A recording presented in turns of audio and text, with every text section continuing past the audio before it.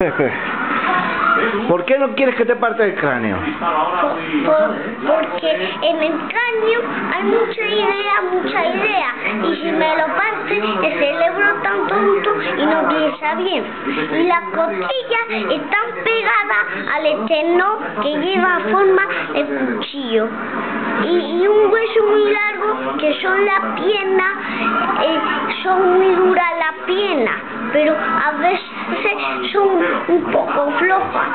Pero en la pierna hay un redonde pequeñito, y si me parte la pierna, esto es rojito.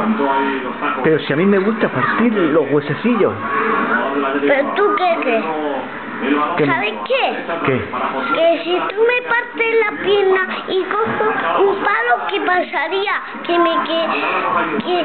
si me partes la pierna me quedaría como los abuelos, un viejo. Y mi hueso ya y ¿sabes qué?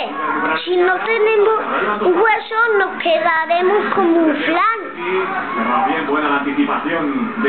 ¡Oh! Pues me encantaría.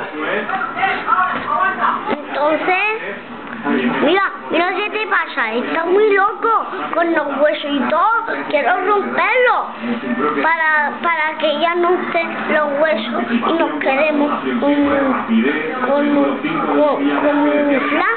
¿Qué te gustaría? Que si todos nos tiramos,